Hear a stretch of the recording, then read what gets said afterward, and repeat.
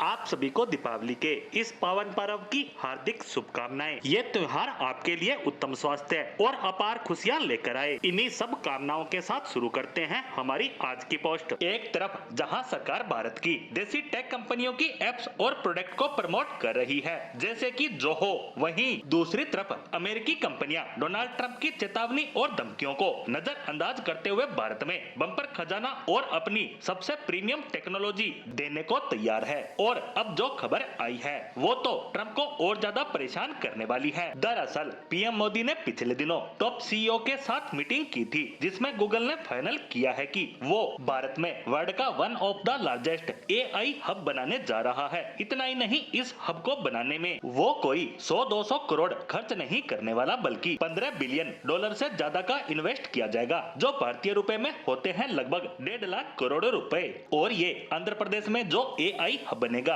उस एक जगह ही लगाए जाएंगे। इसके अलावा गूगल के एआई के बहुत से प्रोजेक्ट है जो देश के अलग अलग हिस्सों में ऑलरेडी चल रहे हैं। उसमें गूगल कई 100 बिलियन इन्वेस्ट कर चुका है। इसके अलावा गूगल भारत में वर्ल्ड का one of the largest data centre का भी निर्माण करेगा, वो भी भारतीय कंपनियों के साथ मिलकर, क्योंकि एआई का दिमाग यही डाटा सेंटर होता है और भविष्य में सभी चाहेंगे कि उन्हें सस्ता एआई मिले और वो काम भी अच्छा करे। ऐसे में जिसका एआई सस्ता और ज्यादा इफेक्टिव होगा वही पॉपुलर होगा, लेकिन उसके लिए सबसे जरूरी होगा सस्ता एआई डाटा सेंटर। जिसके पास इसका एक्सेस होगा वही दौड़ में टिक पाएगा। ऐसे में ये बड़ी बड़ी कंपनियां चाहती है कि ये डाटा सेंटर ऐसे देशों में स्थापित हो जहां इलेक्ट्रिसिटी सस्ती हो, वर्कफोर्स सस्ता हो, डाटा सेंटर बनाने का खर्च भी कम आए और उसकी मेंटेनेंस भी कम हो। ऐसे में ये सब भारत में संभव दिख रहा है। हालांकि इस मामले में चीन हमसे बेहतर है, लेकिन वहाँ की कम्युनिस्ट पार्टी और सरकार की बंदिशों से पार पाना संभव नहीं है। वहीं यूरोप अमेरिका में इसे चलाने की लागत भारत से कई गुना तक ज्यादा है। ऐसे में भारत एआई हब ऑटोमेटिकली बनने जा रहा है। हालांकि भारत की बहुत कम कंपनियां